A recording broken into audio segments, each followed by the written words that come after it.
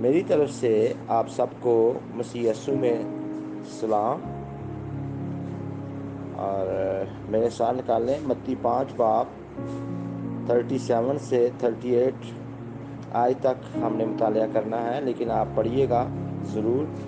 اور ابھی میں متی 5 باب کی 44 اور 45 آیت آپ کے سامنے پڑھنے لگا ہوں۔ لیکن میں تم سے یہ کہتا ہوں، اپنے دشمنوں سے محبت رکھو اور اپنے ستانے والوں کے لیے دعا کرو، تاکہ تم اپنے باپ کے جو آسمان پر ہے بیٹے ٹھہرو، کیونکہ وہ اپنے سورج کو بدوں اور نیکوں دونوں پر چمکاتا ہے، اور راست بازوں اور ناراستوں دونوں پر مینہ برساتا ہے۔ کلام حق کا سنا جانا ہمارے لیے باعث سے برکت ہو۔ اب دیکھیں، جب ہم اگر یہ چاہتے ہیں کہ ہم آسمانی باپ کے بیٹے کہلائیں، تو کیسے ہم آسمانی باپ کے بیٹے کہلا سکتے ہیں؟ اپنے دشمنوں سے محبت رکھنے سے اور اپنے ستانے والوں کے لیے دعا کرنے سے۔ یہ دو کوالٹیاں ہوتی ہیں خدا کے ساتھ، خدا کے بیٹوں کی، خدا جیسے بننے کے لیے۔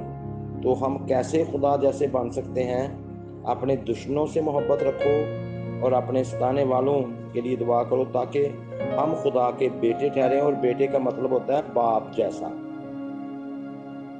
تو آگے مثال دی گئی ہے کہ وہ اپنے سورج کو بدوں اور نیکوں دونوں پر چمکاتا ہے، دونوں کو روشنی دیتا ہے، راست بازوں اور ناراستوں دونوں پر مینہ برساتا ہے۔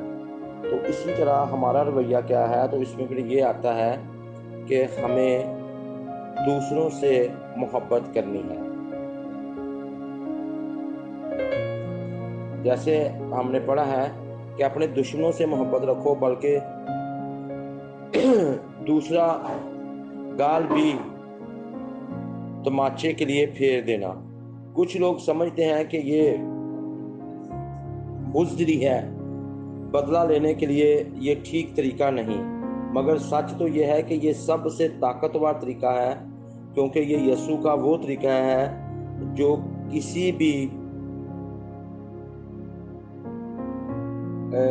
طرح ناکام نہیں ہو سکتا، کبھی ناکام نہیں ہو سکتا، کسی طریقے سے ناکام نہیں ہو سکتا۔ آپ اس طریقے پر عمل کر کے دیکھیں۔ کیا آپ کو یاد ہے کہ جب یسوع ناصرت کو واپس گئے اور وہاں کچھ مذہبی لوگوں نے انہیں چٹان سے نیچے پھینکنا چاہا کیونکہ وہ ان سے ناراض تھے، تو کیا ہوا تھا؟ وہ ان کے بیچ میں سے ہو کر چلے گئے اور کوئی انہیں ہاتھ بھی نہ لگا سکا۔ ایک اور مرتبہ لوگ یسوع پر پتھر اٹھا کر انہیں مارنا چاہتے تھے، پتھرو کرنا چاہتے تھے، مگر انہوں نے کوئی غصے والا رد عمل نہ دکھایا، بلکہ ان کے بیچ میں سے ہو کر چلے گئے اور کوئی انہیں چھو بھی نہ سکا۔ جب یسوع ایسی بھیڑ میں سے گزرتے تو خوفزدہ نہ ہوتے، کیونکہ وہ جانتے تھے کہ وہ انہیں کچھ نقصان نہیں پہنچا سکتے، اس لیے کہ وہ خدا کی محبت میں چل رہے تھے۔ جب یسوع نے یہ کہا کہ دوسرا گال بھی تماچے کے لیے پھیر دو، تو اس کا مطلب یہ نہیں تھا کہ وہیں کھڑے ہو اور مار کھاتے رہو۔ اس کا مطلب تھا کہ وہاں محبت اور ایمان سے کھڑے ہو، اور خدا کی محبت جو ہماری حفاظت کرتی ہے آپ کو بچا لے گی۔ اس کا مطلب تھا کہ مارنے والا تو آئے گا مگر آپ کو مار نہیں سکے گا۔ خدا کے ایک خادم ہیں جن کا نام ڈیوڈ ویلکرسن ہے، اور ان کی ایک کتاب ہے the cross and the switch. تو جب آپ اس کو پڑھتے ہیں تو اس میں ہم دیکھتے ہیں کہ ایک شخص نکی کروس ہے جس کی کہانی اس میں موجود ہے، اور اس کی بہترین مثال ہے کہ نکی اپنے زمانے کے برے لوگوں کا لیڈر تھا، پھر بھی وہ ڈیوڈ نے اسے کھڑے ہو کر یسوع کے بارے میں بتایا تو نکی اسے کسی طرح کا نقصان نہ پہنچا سکا۔ اس نے کئی مرتبہ ڈیوڈ پر چاقو سے وار کرنے کی کوشش کی، لیکن جب بھی وہ ایسا کرتا تھا تو ڈیوڈ اس سے کہتا، نکی میرے 1000 ٹکڑے بھی کر دے تو پھر بھی میرا ہر ٹکڑا یہی کہے گا میں تجھ سے محبت کرتا ہوں اور خدا تجھ سے محبت کرتا ہے، اور اسی محبت کی وجہ سے نکی اپنے چاقو سے ڈیوڈ کو کوئی نقصان نہ پہنچا سکا۔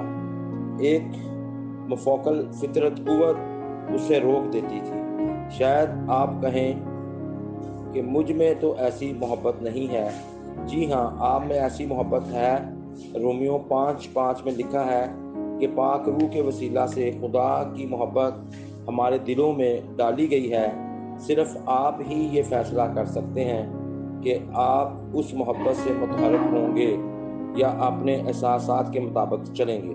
میرے عزیزو، محبت کو زوال نہیں۔ اب آپ ناکامی سے نہ گھبرائیں بلکہ کسی چیز سے نہ ڈریں۔ اگر خدا کی محبت آپ کی زندگی میں ہے تو پھر آپ قوت سے بھرپور زندگی گزاریں۔ کلام مقدس کا سنا جانا ہمارے لیے باعث برکت ہو۔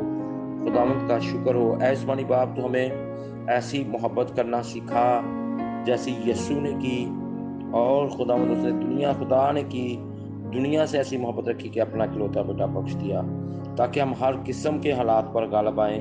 جس طرح یسوع غالب آیا، پاسٹر ڈیوڈ نے اسی محبت کو دکھایا، تو وہ غالب آیا ایک بہت برے لوگ کو، جو برے لوگوں کا لیڈر تھا، اس کو خدا کے لیے جیتنے میں کامیاب ہوا۔ اس طرح ہمیں بھی ایسا کرنا سکھا، اور سارے خاندان گھرانوں کے لیے جہاں جہاں گروپ میں یہ میسج جاتا ہے سنیں، برکت پائیں اور دوسروں کو معاف کریں اور اپنے دشمنوں سے محبت رکھنا سیکھیں۔